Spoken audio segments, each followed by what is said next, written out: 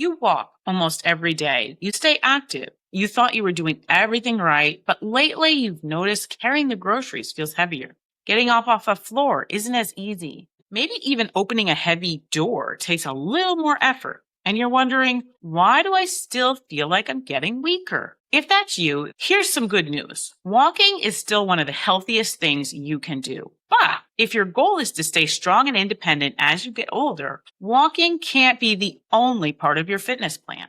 The answer isn't that you're simply getting older either. It's that your body needs something walking was never designed to provide. In this video, I'll explain why that happens, what changes after 40, and the simple shift that can help you stay strong for years to come. Now, before we go any further, I want to make something really clear because I don't want this message to be misunderstood. I love walking. I encourage every single one of my clients to walk.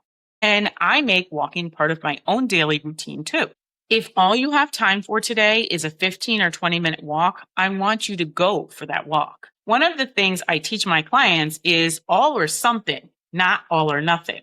We spend far too much time thinking that if we can't do the perfect workout, we might as well do nothing. But that's not how lasting health is built. Every walk is a step toward better health, and every walk is a vote for taking care of your body. Walking is wonderful for your heart, for your mood. It can help reduce stress, improve your energy, and simply get your body moving. Any movement is almost always better than no movement at all. But here's where I see so many women getting stuck. They've been told as long as they're active, they'll naturally stay strong. So they faithfully walk every day, yet they still feel weaker year after year. That's what I call the walking gap. There's a gap between being active and building the strength that protects your future. Walking fills one side of that gap, but it doesn't fill the other side. And once you understand that difference, everything starts to make a little more sense. So why does this walking gap happen, especially after age 40? It really comes down to one simple truth. Your body is incredibly smart. It adapts to whatever you ask it to do.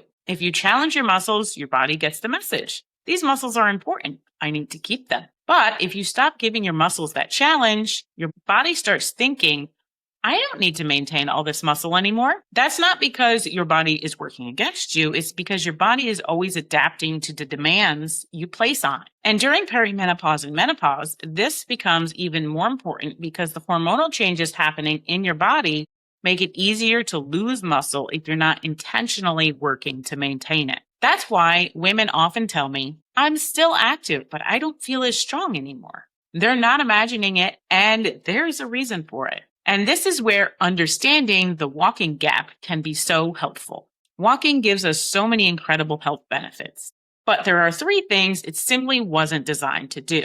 Number 1, walking doesn't provide enough resistance. Your muscles need to be challenged, not punished or exhausted, just challenged enough that your body says, I need to keep building and maintaining these muscles. Once you've been walking consistently for a while, your body becomes very efficient at it. That's a good thing for cardiovascular fitness, but it also means your muscles aren't being challenged in the same way they would be during strength training. Number 2, walking doesn't do much to preserve muscle. And after 40, preserving muscle becomes one of the most important things you can do for your long-term health. Muscle isn't just about looking toned. Muscle helps support your metabolism, protect your bones, maintain balance, and it helps you recover from everyday life. And it's also one of the biggest predictors of staying active and independent as you get older. Strength training gives your body a reason to hold on to that muscle. Walking by itself usually doesn't. And number 3, walking doesn't fully prepare you for real life. Think about the things you actually want your body to do, like carry a heavy basket of laundry, lift your grandchild, put your suitcase in the overhead compartment, or work in your garden. Get down on the floor and confidently get back up again. Those aren't walking movements. Those are strength movements. And that's why I always tell my clients, we're not strength training because we want bigger muscles. I mean, that's a plus. But the real reason is we're strength training because we want to keep living the life we love, to keep serving our families, keep traveling, keep saying yes to opportunities instead of sitting on the sidelines because our bodies can't do what our hearts still want us to. That's what strength gives us. And that's why it matters so much more as we get older. So the next question is, okay, Coach Erin, what should I actually do? I'm going to walk you through the 3 things that I focus on first if walking has been my primary form of exercise. And if you'd like a simple plan to help you put this into practice, I've created a free guide called Stronger Again in Perimenopause. I'll tell you how to download it before we finish today's video. But first, here's where I'd get started. Number 1, keep walking. Seriously, don't stop walking. This video isn't about replacing walking. It's about building on the healthy habit you've already created.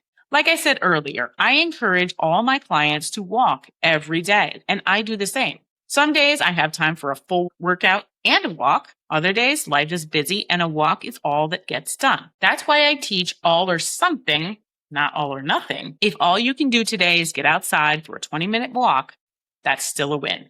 You're still moving your body, still caring for your health, and still making a choice that supports your future. So please don't leave this video thinking walking doesn't matter, because it absolutely does. Number 2, add strength training 2 or 3 times each week. I know, I sound like a broken record with this one, but hear me out, okay? It doesn't have to be complicated or have to take hours, and you don't have to become a gym person. You simply need to give your muscles a reason to stay. A few well-planned strength workouts each week can make a tremendous difference over time. Remember, you're not trying to punish your body.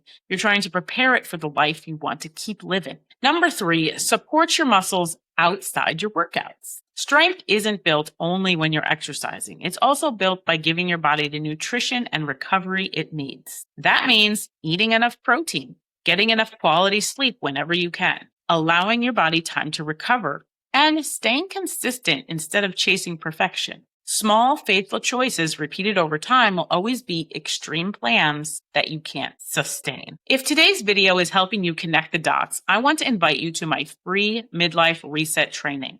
It's a monthly live interactive training where I'll walk you through the simple framework I use to help women rebuild strength, restore energy, and stop feeling like they have to figure it out all on their own. You'll be able to ask questions, and I'll help you understand what matters most as your body changes. You can register using the link in the description below. Now, let's wrap this up with one thing I hope you remember from today's video. If you've been walking faithfully and wondering why you still feel weaker, now you know. It isn't because walking stopped being good for you or because your body has given up on you. It's because walking and strength training do 2 completely different jobs. Walking helps support your heart, your energy, your mood, and overall health. Strength training helps you build and maintain the muscles you need to keep doing the things you love. You were never meant to choose one or the other. You need both. And that's really the heart of today's message. Walking is one of the best habits you can have after 40. So keep walking and enjoying them. Invite a friend, take your dog, walk with your husband, walk while you pray. Walk because movement is one of the greatest gifts you can give your body. But if your goal is to stay strong and independent as you get older, walking can't be your only plan. That's the walking gap. And now you know how to close it. If you're ready to take the next step, I have 2 free resources to help you. First, if you'd like a simple place to start, download my free Stronger Again in Perimenopause guide. Inside, I'll walk you through a beginner-friendly strength plan and a simple protein-first nutrition framework so that you can start building strength with confidence without feeling like you have to figure it all out on your own. And if you'd like to go deeper, I want to invite you to my next free Midlife Reset Training. It's a live interactive training where I'll teach you the complete framework I use to help women rebuild strength, restore energy, and create a sustainable plan that actually fits your life as you age. You'll find links to my next training and the guide in the description below. Now, if today's video helped you understand why walking isn't enough to maintain your strength after 40, the next question is, why does strength become harder to maintain in the first place? That's exactly what I explained in this video right here. Why women over 40 lose strength. It's not just aging. So go check that out, and I'll see you there.